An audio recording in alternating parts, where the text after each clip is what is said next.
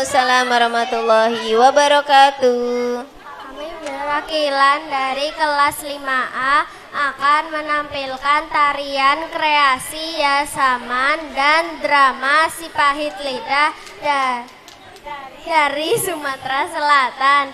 Selamat menyaksikan. Tepuk tangan.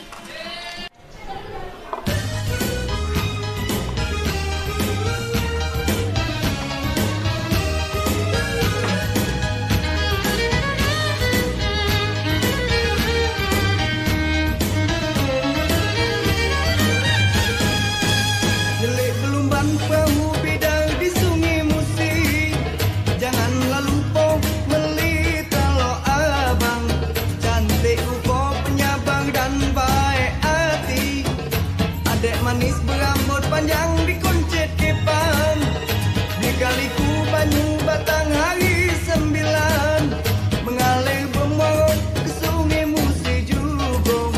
Elok laku ngai si upo cindo menawan, muat kakak siang tergenang malam terjago. Pulau kemarau melas sungai Musi ke Sungsang, nak ke Pusi lanjut ke Sasang ke Kalidoni. Badan sarung pikiran risati terguncang, harap ke adek kalau begala jadi bini. Ayah sama, kejaknya mudah tapi saronian. Ayah sama, jadi bini yang benar-benar soloan. Ayah sama, tapi saronian. Ayah sama, jadi bini yang benar-benar soloan. Ayah sama, ya zaman, ya zaman, ya zaman.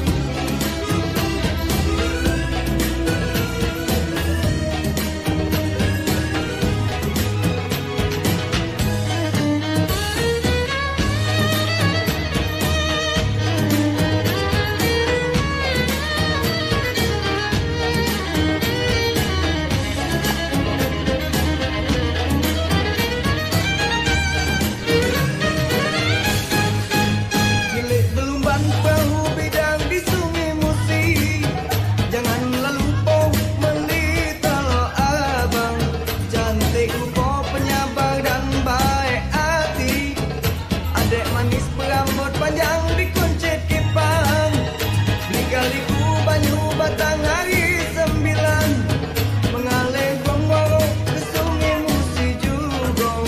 Elok laku ngai si upo cindo menawan, muat kakak siang terkenang malam terjago.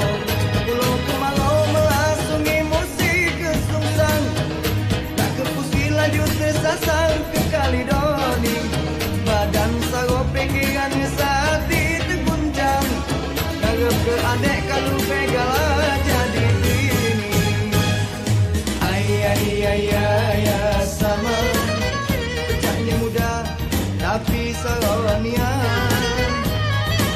Ayah sama, jadi bini yang benar-benar soloan. Ayah sama, kejaknya mudah tapi saronian. Ayah sama, jadi bini yang benar-benar soloan. Ayah sama, kejaknya mudah tapi saronian. Ayah sama, jadi bini yang benar-benar soloan.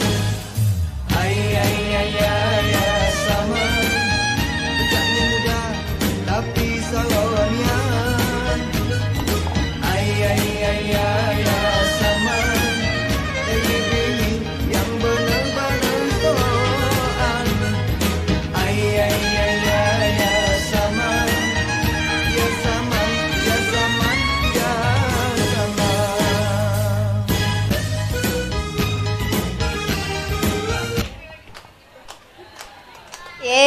tepuk tangan untuk Ya Sama. Dramanya Lanjut dengan si drama Pahit Lidah. Lidah.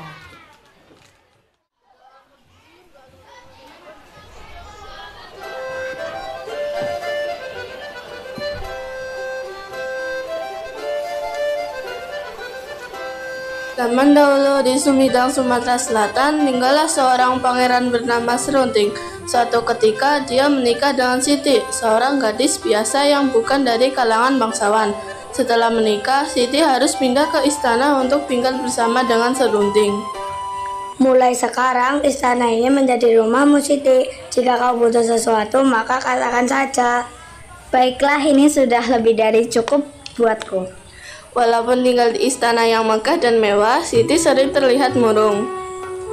Siti, kau sering terlihat murung. Apakah ada yang mengganggu pikiranmu? Serunting, aku memikirkan nasib adikku, Arya Tebing yang tinggal seorang diri di rumah setelah ayah dan ibu meninggal.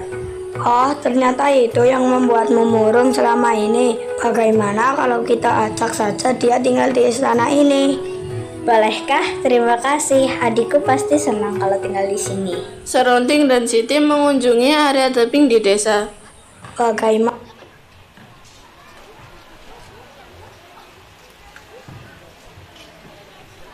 Nah, Arya. Daripada kamu tinggal sendirian di sini, tinggallah bersama kakak di istana. Benar, tinggallah bersama kami. Dengan begitu kamu tidak perlu repot-repot bekerja. Maaf kak, aku hargai tawaran kakak, tetapi aku lebih suka di sini untuk mengurus tanah peninggalan keluarga kita. Aku heran kenapa kau menolak tinggal di istana. Tapi jika ini keputusan Arya, mau bagaimana lagi? Kakak jangan khawatir, aku pasti baik-baik saja. Oh ya, Kak Serunting mungkin ingin melihat kebun kami di belakang. Mereka kemudian menuju ke kebun belakang rumah. Nah Kak, ini kebun peninggalan orang tua kita. Sesuai amanat ayah dan ibu, kebun ini akan dibagi dua. Yang setengah untuk Kak Siti, yang setengah lagi untukku. Kebun ini lumayan luas ya. Bagaimana kalau kita tanam batang pohon sebagai pembatas? Buat apa? Biar Arya saja yang mengelola. Hanya sebagai tanda saja supaya lebih jelas bahwa tanah ini milik kita. Boleh saja, akan kusarikan batang pohon sebagai pembatas. Akhirnya ditancapkanlah batang pohon sebagai pembatas di satu sisi untuk Arya dan di sisi lainnya untuk Siti. Waktu berlalu dengan cepat hingga suatu ketika keajaiban terjadi. Di batang pohon tumbuh jamur berwarna emas. Jamur emas itu hanya tumbuh di sisi pohon yang hanya mengarah ke kebun milik Arya. Sementara di sisi pohon lainnya hanya ditumbuhi jamur biasa. Jamur emas, aku akan kaya. Hal ini menyebabkan Serunting merasa iri. Arya, kamu pasti telah berbuat curang. Kamu pasti sudah membalikkan batang pohon sehingga emas itu mengarah di kebunmu. Hah? Apa maksud kakak? Aku tidak pernah melakukan itu. Halah, kamu pasti bohong. Banyak alasan. Tapi kak, Jika kamu berani, ayo lawan aku. Arya Tebing tampak bingung menanggapi perkataan kakak iparnya. Tentu dia akan kalah karena Pangeran Serunting merupakan orang yang sakti dan kuat. Sebentar kak, beri aku waktu 2 hari untuk berpikir. Baiklah, jika itu yang kamu mau, berlatihlah selama 2 hari itu. Malamnya Arya terlihat bingung. Dia tidak bisa tidur nyenyak karena memikirkan pertarungannya nanti. Aku dapat ide. Aku tanyakan saja kelemahan Kak Serunting kepada Kak Siti. Pagi harinya Arya menemui kakaknya. Kemudian dia mengetuk pintu jendela Siti. Arya bikin kaget saja, mengapa tidak lewat pintu depan? Ini rahasia, ada yang ingin kutanyakan kepada kakak. Arya pun menceritakan permasalahannya dengan Pangeran Serunding. Ini membuat Siti bimbang. Di suatu sisi dia ingin membantu adiknya, tapi di sisi lain dia juga tidak ingin mengkhianati Serunding. Baiklah, aku beritahu kelemahannya, tapi janjilah kepadaku untuk jangan sampai membuatnya terluka berat. Akhirnya Siti pun membuka kelemahan Pangeran Serunding. Tentu saja kak, aku tidak akan melakukannya. Hari pertarungan pun tiba. Serunding berdiri dengan percaya diri tanpa mengetahui bahwa Arya Tebing telah mengetahui kelemahannya. Pertarungan pun dimulai. Pertarungan berlangsung dengan tidak seimbang. Pangeran Serunding terlalu kuat sesuai dugaan. Dalam sekejap, Arya Tebing terperongsok di ilalang. Dalam kesempatan itu, Arya mengambil ilalang spesial yang bergerak meskipun tidak ada angin. Kemudian dilemparkan ilalang tersebut mengarah kepada Serunding dan mengenai lengannya. Ternyata ilalang tersebut adalah kelemahan Serunding. Serunding pun terjatuh. Dari mana kamu tahu kelemahanku? Dari Kak Siti. Siti, dia telah mengkhianatiku. Karena dikhianati Siti, Serunding pun pergi meninggalkan istana dan kampung halamannya menuju Gunung Sibuntang. Ia bermaksud untuk bertapa di sana. Setiba di sana, dia mendengar suara. Hai anak muda, maukah kamu mendapatkan kekuatan? Tentu saja mau. Tapi ya ada syaratnya, kamu harus bertapa di bawah pohon bambu hingga pohon bambu itu menyelimuti tubuhmu. Sejenak kemudian, Serunding mulai bertapa. Segala rasa lapar dan hal duniawi tidak dia pikirkan. Tujuannya hanya satu, untuk mendapatkan kekuatan. 2 tahun kemudian, daun bambu sudah menutupi semua tubuhnya. Wahai anak muda, sesuai dengan perkataanku dulu, maka akan aku berikan kekuatan.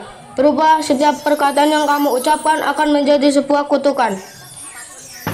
Segera setelah itu, untuk membuktikan kekuatannya, Serunding menunjuk ke arah pepohonan dan mengatakan agar pepohonan itu berubah menjadi batu. Seketika, pepohonan itu benar-benar menjadi batu.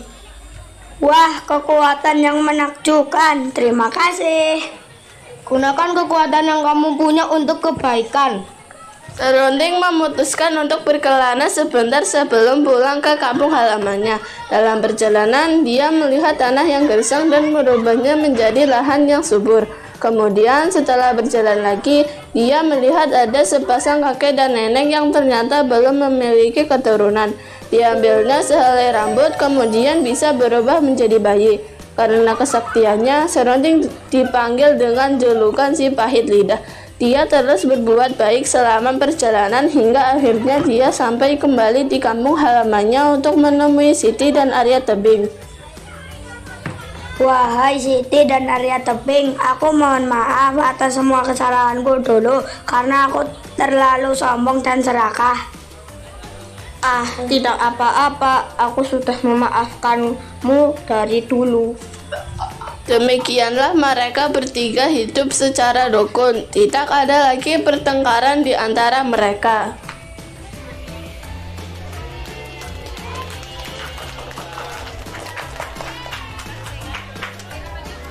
Waalaikumsalam warahmatullahi wabarakatuh. Alhamdulillah.